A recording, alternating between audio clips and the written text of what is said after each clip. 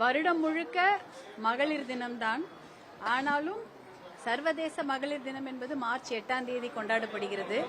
அதையொட்டி தமிழ்நாடு முழுக்க, ஏன் உலகம் முழுக்கவே ஒரு மாத காலமாக மகளிர் தின நிகழ்ச்சிகள் நடந்து கொண்டிருக்கின்றன. குறிப்பாக பள்ளிக்கூடங்களிலும் கல்லூரிகளிலும் மகளிர் தின நிகழ்ச்சிகள் நடந்து கொண்டிருக்கின்றன. இன்று இங்க இந்த பெருமைமிகு சாந்தி விஜய் மகளிர் கல்லூரியில ஒரு மகளிர் தின நிகழ்ச்சி நடந்தது. அதுல என்னை போல நிறைய மகளிர் நாங்கள் கலந்து கொண்டோம்.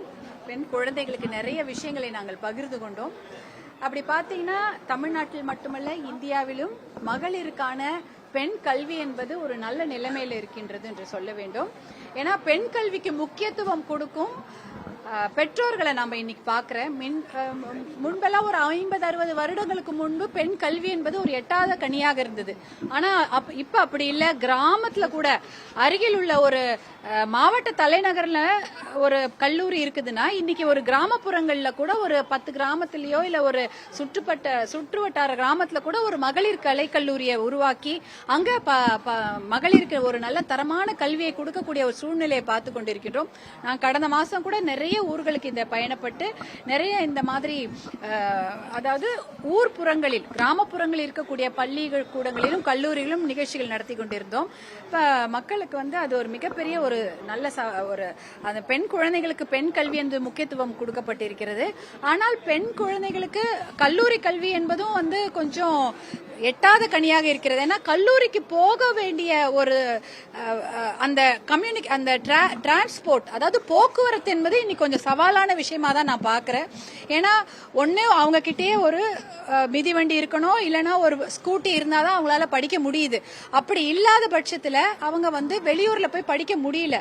அருகில் இல்ல கிராமத்துல அவங்களுக்கு கல்லூரி இல்லாத பட்சத்துல அவங்களுக்கு ஒரு மெட்ரோவோ இல்ல ஷேர் ஆட்டோவோ இல்ல ஒரு பேருந்து பயணம் என்பது இல்லாத ஒரு நிலையில அவர்களுடைய பெண் கல்வி தடைபடுகிறது. இதை நம்ம நிறைய பாக்குறோம்.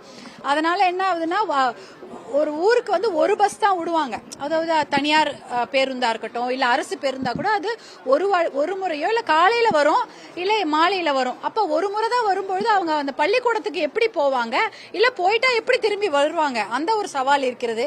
ஆனா நகர்ப்புறங்களில் அந்த பிரச்சனை என்பது இல்லை. நல்ல போக்குவரத்து வசதி இருக்கிறது. ஆனா அதை மாவட்ட தலைநகரை தாண்டி கிராமப்புறங்கள்ல நான் போய் பார்க்கும்பொழுது போக்குவரத்து ஒரு சவாலாக இருக்கிறது. பெண் குழந்தைகளுக்கு அவங்க பள்ளிக்கூட கல்வி எப்படி தொடருவாங்க என்பது. அதே போல பெண்களுடைய பாதுகாப்பு என்பது இன்னைக்கு வீட்லயும் இல்ல, வெளியிலயும் இல்ல, பணியிடங்கள்ல இல்ல, கல்வி நிலையங்கள்ல இல்ல அப்படின்றத நம்ம தினம் பாக்குறோம். ஒரு நாளும் ஒரு ஊர்ல இருந்து ஒரு அப்படியே நெஞ்சையே அப்படியே குலைய வைக்கக்கூடிய ஒரு செய்திகளை கேட்கும் போதெல்லாம் குழந்தைங்களை எப்படி படிக்க அனுப்புறது, எப்படி வேலைக்கு அனுப்புறது, எப்படி அவங்கள வச்சு பாதுகாக்கிறதுன்றது ஒரு பெரிய சவாலாக நான் பார்க்கிறேன். இந்த பெண்கள் பாதுகாப்பு மிகப்பெரிய சவாலான ஒரு விஷயம். அதை உறுதிப்படுத்த வேண்டும் என்றால் மது ஒழிப்பு, போதை ஒழிப்பு, இந்த 2 இருந்தா மட்டும்தான் பெண்கள் பாதுகாப்பு உறுதி செய்யப்படும். நம்ம என்னதான் பெண் கல்வி கொடுத்தாலும் அவங்களுக்கு பெண்கள் முன்னேற்றம் பற்றிய ஒரு விஷயங்களை எடுத்து சென்றாலும் பெண்களுக்கு பாதுகாப்பு இல்லைன்னா வீட்டுல இருந்து எப்படி வெளியில அவங்க படிக்க கூட போவாங்க இல்ல வேலைக்கு கூட போவாங்கன்ற ஒரு கேள்வி எழுது. அப்ப பெண்கள் பாதுகாப்புக்கு மிகப்பெரிய அச்சுறுத்தலாக இருப்பது மது ஒழிப்பு. மது பழக்கமும் போதை பழக்கம் தான். எங்க பார்த்தாலும் போதைப் பொருள் கிடைக்கிறது, பள்ளிக்கூடத்து வாசல்ல கிடைக்குதுங்கிறாங்க. மிட்டாய் விற்கிற காலம் போய் இன்னைக்கு போதைப் பொருளை போய் வாங்கிக்கிறாங்க, மிட்டாய் மாதிரியே போதைப் பொருள் விற்கிறாங்க அப்படின்ற விஷயங்கள் எல்லாம் நம்ம பாக்குறோம். அதனால அதை முதல்ல தடை பண்ண வேண்டும். கண்டிப்பாக அது நம்மளால முடியும். எல்லாரும் ஒண்ணு சேர்ந்தா முடியும். அரசாங்கமும் நினைக்க வேண்டும், பொதுமக்களும் நினைக்க வேண்டும். எல்லாரும் ஒண்ணு சேர்ந்தா அந்த மது பழக்கத்தையும் போதை பழக்கத்தையும் தமிழ்நாடை விட்டு நம்ம வெளியேற்றலாம். அது ஒண்ணு செய்தால் மட்டும்தான் நம்ம பெண் குழந்தைகளோ எல்லா குழந்தைகளோ பெண்களுக்கும் ஒரு மிகப்பெரிய பாதுகாப்பாக அமையும். அப்படி இருந்தாதான் அது உண்மையான மகளிர் தின கொண்டாட்டமாக இருக்கும் என்று நான் நினைக்கின்றேன். செய்திகளை உடனுக்குடனும் துல்லியமாகவும் தெரிந்து கொள்ள சப்ஸ்கிரைப் பண்ணுங்க.